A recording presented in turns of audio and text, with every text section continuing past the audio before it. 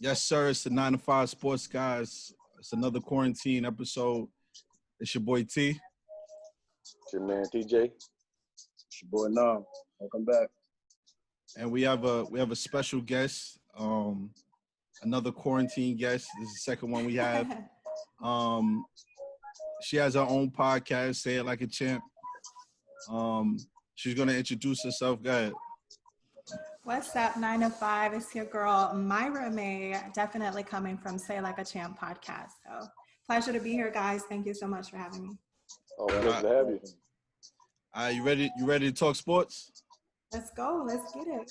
All right. The first question we ask all our guests is, in basketball, who do you feel is the GOAT and why?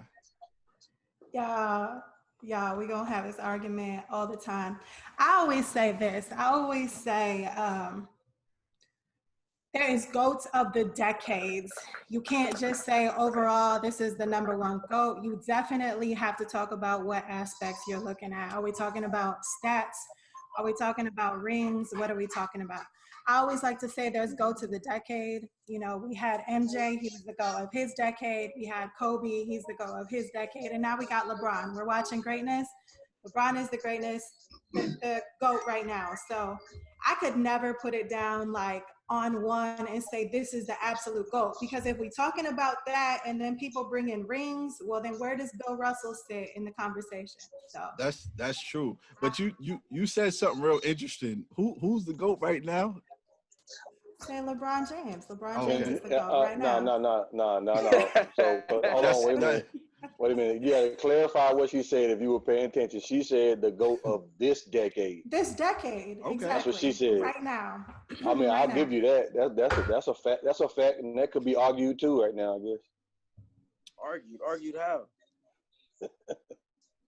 Who's you all's GOAT? Do you have one? You select one? I mean, I kind of agree with you. We could go by decades.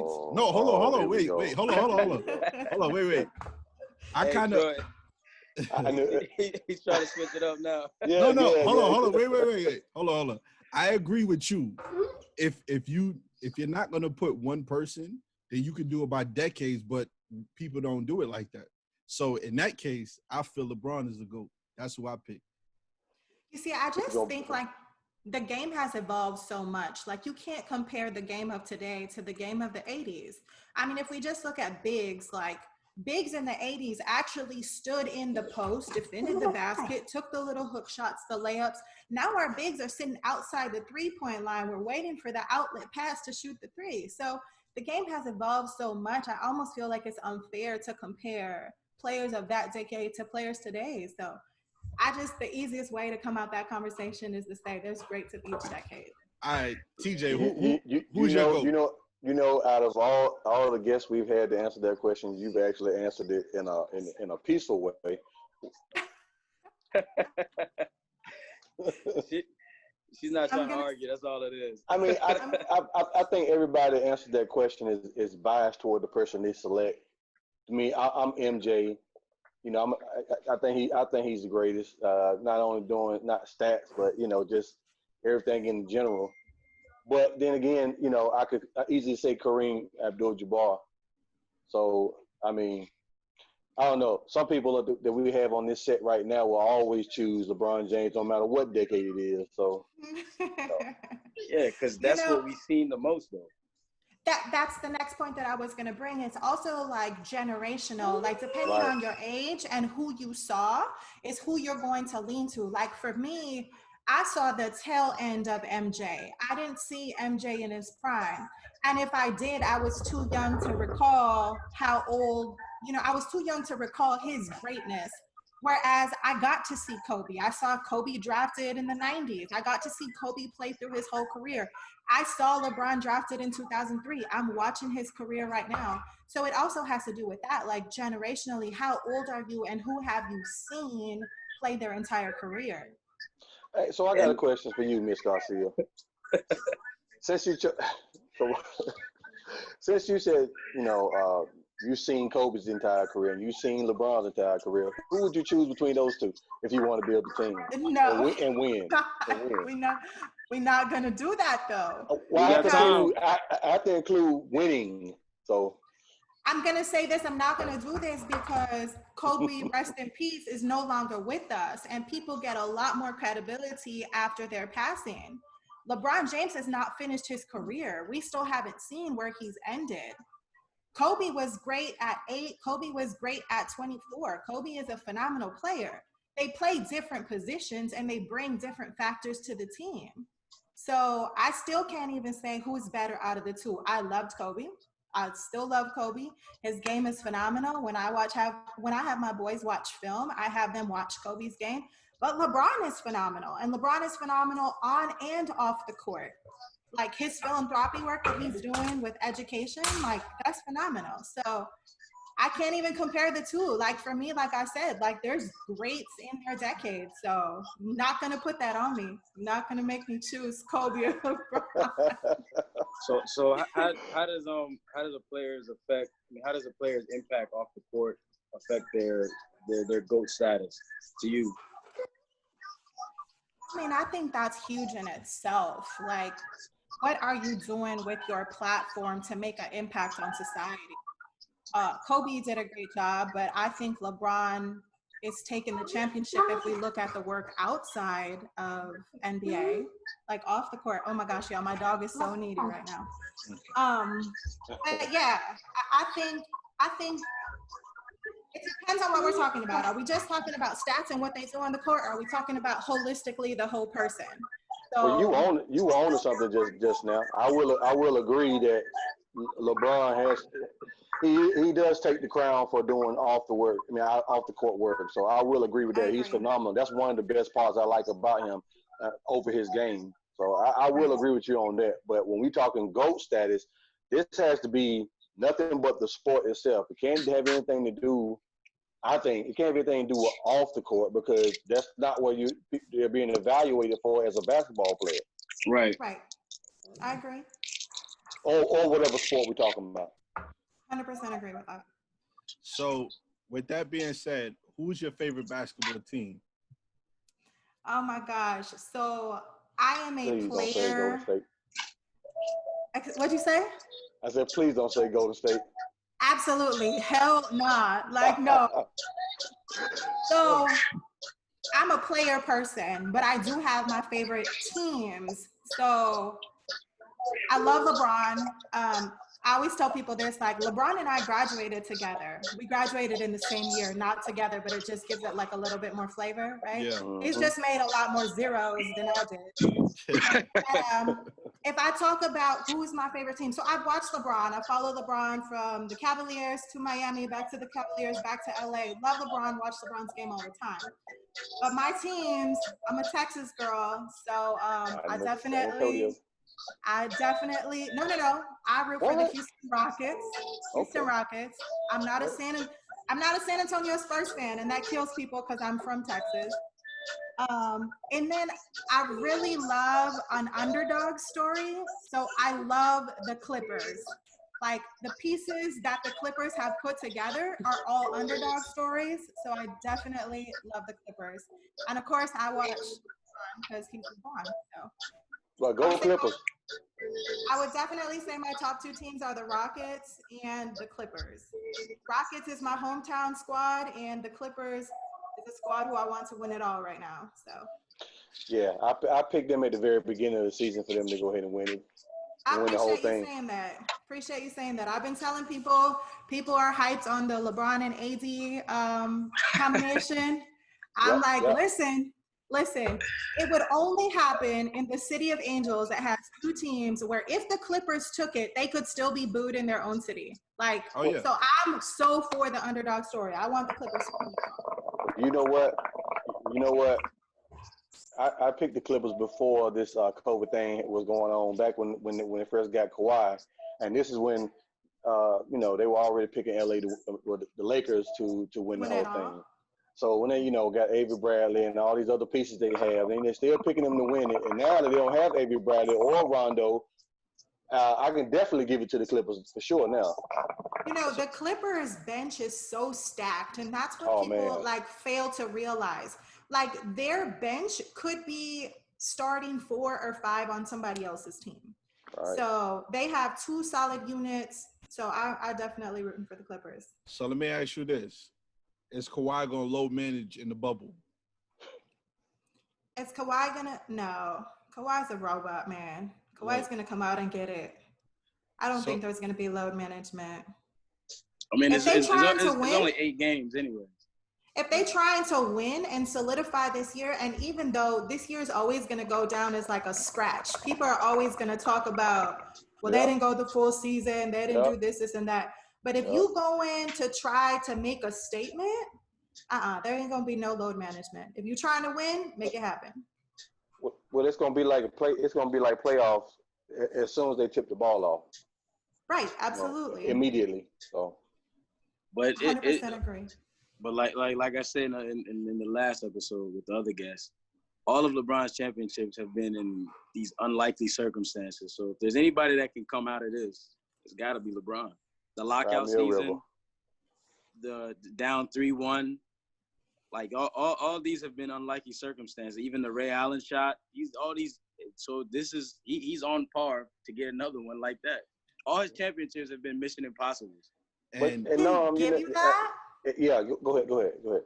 I can give you that. Like, what are the odds, right? Like, what are the odds that he makes it happen when he's down to nothing? But you're missing the mentality of the Clippers. You got a bunch of dudes put together who have been counted out at all times, and they got them collective on a unit. It's an underdog story. Those boys gonna come out swinging. You're not hearing me. Hold on. Wait. I got one thing. Just because they're playing at a Disney resort, it's not gonna be a Disney movie or a Disney ending either. What people have to realize, we didn't see LeBron last year in the playoffs, which was it wasn't, because he got hurt.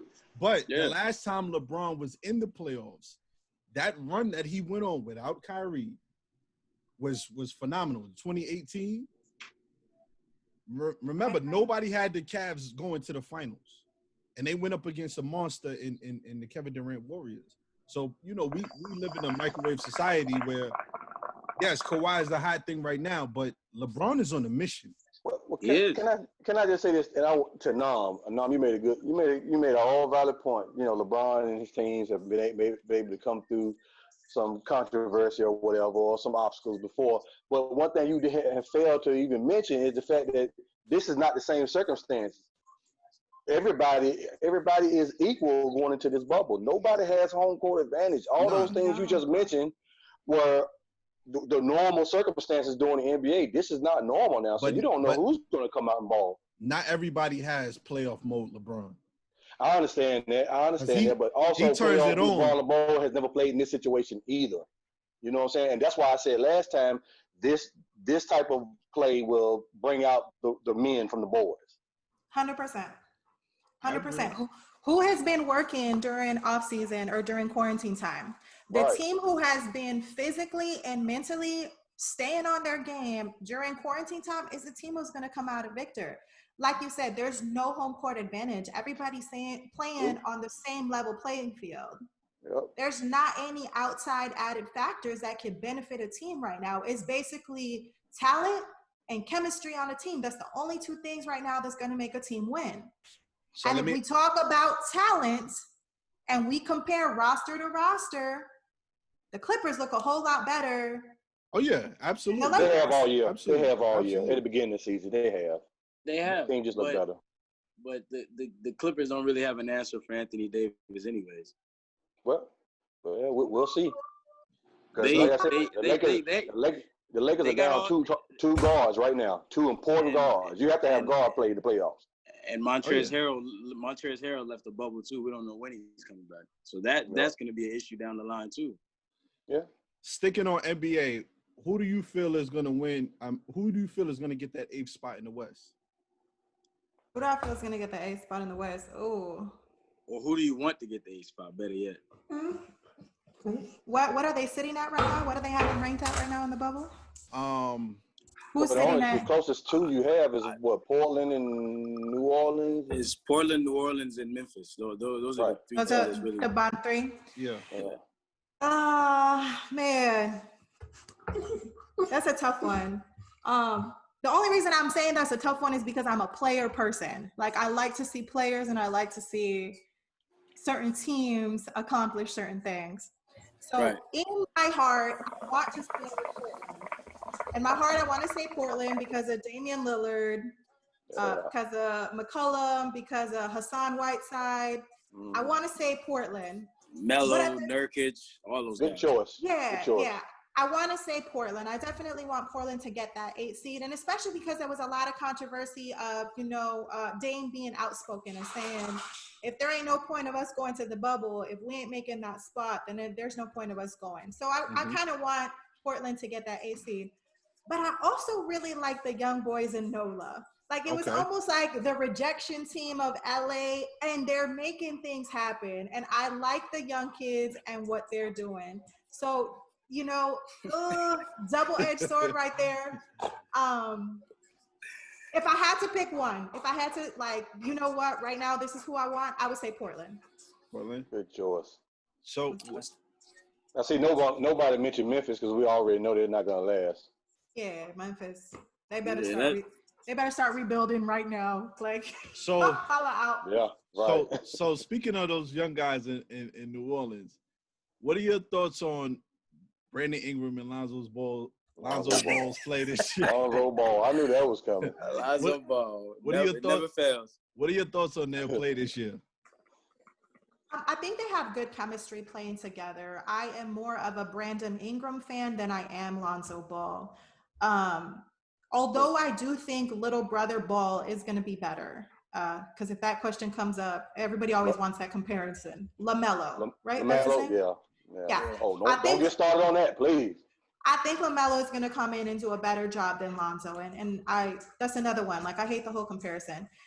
I personally dislike Lonzo Ball off of his father. Like, somebody needs to get that man to shut his ass up and sit down somewhere. Like, your kid's success is not your success. So I'm a more Brandon Ingram fan. So I mean, they got chemistry. You know his nephew over there, Mr. T.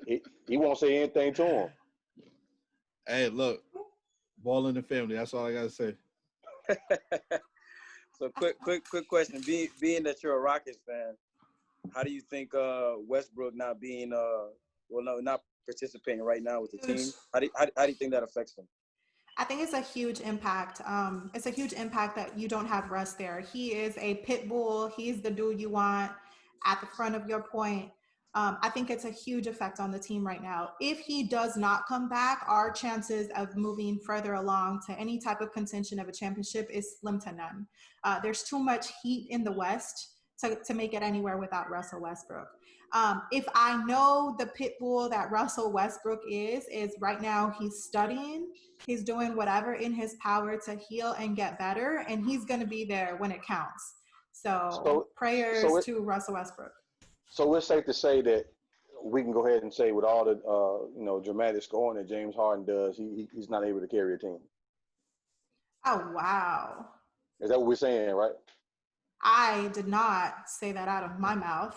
I just wanted to make sure. That's what you interpreted. I just want to make sure because every time we talk about, Chris Paul going there, Dwight Howard going there, Melo going there, Westbrook going there, and it's almost like we're just saying, well, James Harden can't carry a team by himself, even though he can score 50 points at will.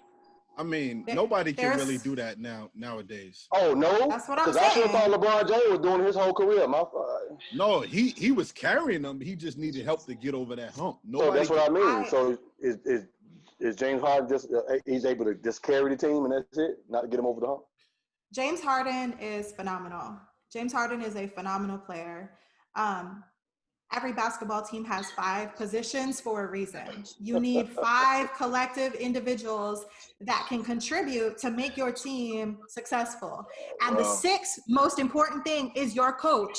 And the way D'Antoni coaches is beneficial for their system on the offensive side, but on the defensive scheme, it's dismal and almost non-existent. So I'm not going to sit here and say James Harden cannot carry a team. I'm saying James Harden is a key contributor and a phenomenal player, but he does need pieces to complete the puzzle. Do you think the whole COVID break is going to help James? Because, the past few years in the playoffs, James has been tiring out. Like, he's not putting out as many points as he would, during the regular season. Do you think him being off for 4 months helps him in the playoffs to be more fresh, to maybe carry a team like we think he should? I'm kind of cheesing because, I want that to be the reality. But you're not naive to it. You have 4 months off. You know what I'm saying? You should be great. But I'm not naive that James Harden has been racing Ferraris in Houston and hanging and chilling with people and doing all kinds of stuff. So in my mind, I want to be like, yeah, my dude is well rested. But the reality is he's been moving and grooving this whole time. So I want to say it helped. Too, he did. And several people have, which I'm like, what the hell is going on? Because I've been gaining weight in quarantine. What's going on here? Right. But definitely, in my mind, I want to hope that this time off has given him some time to rest and heal. But the reality of it is that he's been moving. So hopefully it works out. I got a question for everybody. Now, I seen a post that was real interesting. They said, who is a better scorer, James Harden or Kevin Durant? In y'all opinion, who y'all think is a better scorer? Kevin Durant. Kevin Durant.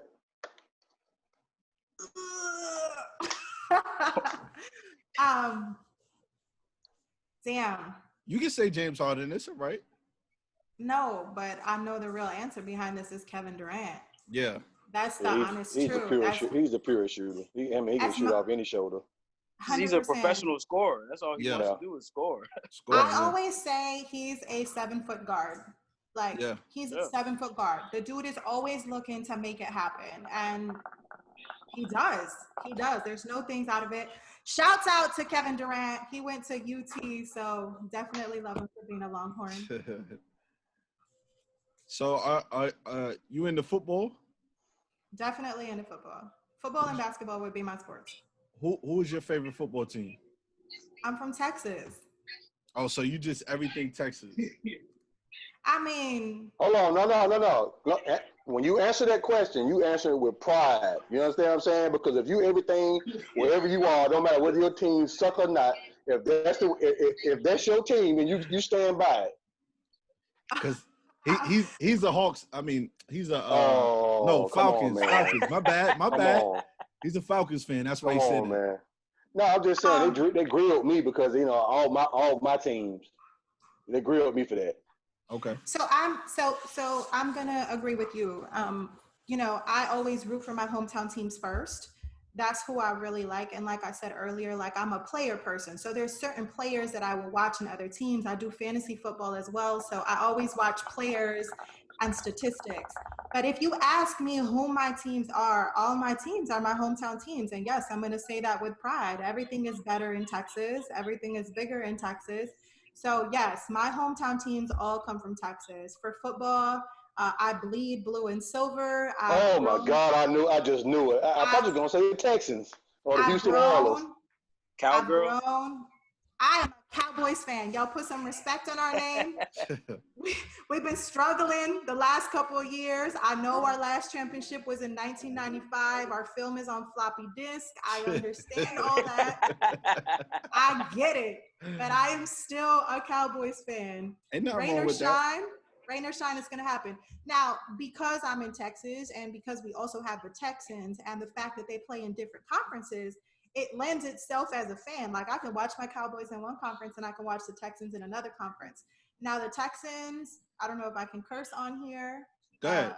I know on ours we let it fly, but the Texans are going to be pure shit this year. So you think so? Yes. Oh, when you let go of your number one receiver, what do you get in return for it? Come on. Not a damn thing.